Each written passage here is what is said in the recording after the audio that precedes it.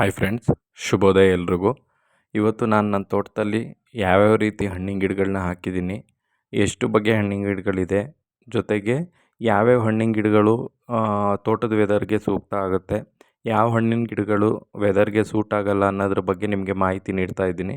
ಒಟ್ಟು ನಾನು ತಂದಂಥ ಗಿಡಗಳು 28 ಬಗೆಯ ಹಣ್ಣಿನ ಗಿಡಗಳು ಮತ್ತು ಸಾಂಬಾರು ಪದಾರ್ಥದ ಗಿಡಗಳನ್ನ ತಂದಿದ್ದೆ.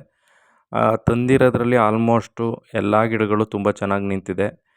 ಯಾವುದೂ ಕೂಡ ಸಾಯೋದಾಗಲಿ ಅಥವಾ ವೆದರ್ಗೆ ಸೂಟ್ ಆಗದೇ ಇರೋದಾಗಲಿ ಈ ಥರದ್ದು ಯಾವುದೂ ಕೂಡ ಸಮಸ್ಯೆಗಳು ನನಗೆ ಕಂಡುಬಂದಿಲ್ಲ. ಆಯ್ಕೆ ಮಾಡ್ಕೋಬೇಕಾದ್ರೂ ಕೂಡ ನಾನು ಅದೇ ಥರದ್ದು ಆಯ್ಕೆ ಮಾಡ್ಕೊಂಡಿದ್ದೆ. ಹಾಗಾಗಿ ಯಾವ ಗಿಡನೂ ಕೂಡ ಹೋಗಿಲ್ಲ. ಇಲ್ಲಿ ನೀವು ನೋಡೋದಾದರೆ ನಾನು ನಿಮಗೆ ಲೀಸ್ಟ್ನೂ ಕೂಡ ಅದನ್ನು ಶೇರ್ ಮಾಡ್ತೀನಿ. ಯಾವ್ಯಾವ ರೀತಿ ಹಣ್ಣಿನ ಗಿಡಗಳನ್ನ ನಾನು ಹಾಕಿದ್ದೀನಿ, ಅದನ್ನು ಎಲ್ಲಿಂದ ತಂದೆ, ಅದ್ರದ್ದು ಕಾಸ್ಟ್ ಎಷ್ಟಾಯಿತು ನನಗೆ ಆ ಗಿಡ ನೆಡೋ ಹೊತ್ತಿಗೆ, ಇದನ್ನೆಲ್ಲ ಮಾಹಿತಿನ ಈ ವಿಡಿಯೋದಲ್ಲಿ ನಾನು ನಿಮಗೆ ಶೇರ್ ಮಾಡ್ತಾಯಿದ್ದೀನಿ.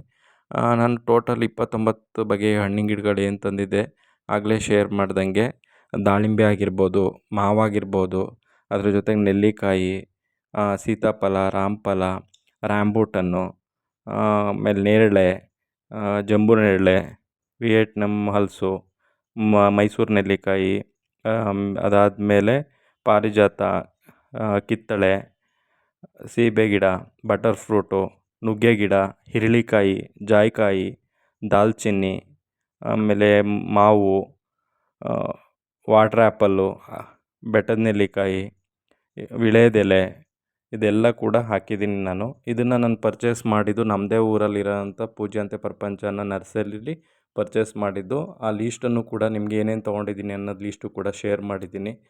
ಇಲ್ಲೇನು ನಾನು ಹಾಕಿದ್ದೀನಿ, ಈ ಗಿಡಗಳಿಗೆ ಯಾವುದೇ ರೀತಿ ನಾನು ಪೋಷಣೆ ಮಾಡ್ತಾಯಿಲ್ಲ.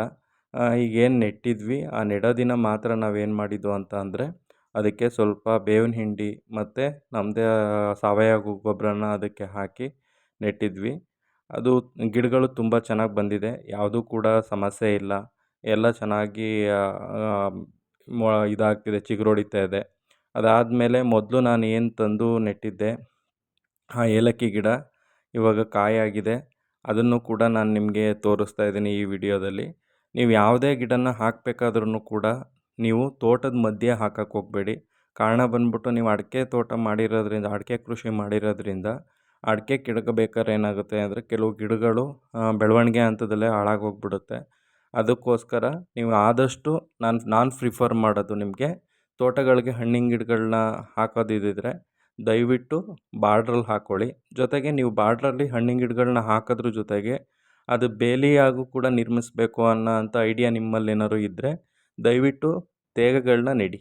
ತೇಗ ಅಂತ ಅಂದರೆ ದಾಂಡೇಲಿ ತೇಗ ಬರುತ್ತಲ್ವ, ಅದನ್ನು ನಾನು ಪ್ರಿಫರ್ ಮಾಡ್ತೀನಿ. ಯಾಕೆ ಅಂದರೆ ನಾನು ಕೂಡ ಅದನ್ನು ಬೌಂಡ್ರಿಲಿ ಹಾಕಿದ್ದೀನಿ. ಕಾರಣ ಫ್ಯೂಚರಲ್ಲಿ ನಮಗೆ ಅದು ಕೂಡ ಒಂದು ಅಸೆಟ್ಟು. ನನಗಿಷ್ಟು ಪ್ಲ್ಯಾಂಟಿಂಗ್ ಮಾಡೋದಕ್ಕೆ ಖರ್ಚು ಬಂದಿರೋದು 9,000 ಖರ್ಚಾಗಿದೆ. ಇದೇ ಥರದ ಮಾಹಿತಿಗಳಿಗಾಗಿ ದಯವಿಟ್ಟು ಸಬ್ಸ್ಕ್ರೈಬ್ ಮಾಡಿ, ಶೇರ್ ಮಾಡಿ, ಲೈಕ್ ಮಾಡಿ, ನಿಮ್ಮದು ಅಭಿಪ್ರಾಯಗಳನ್ನ ತಿಳಿಸಿ.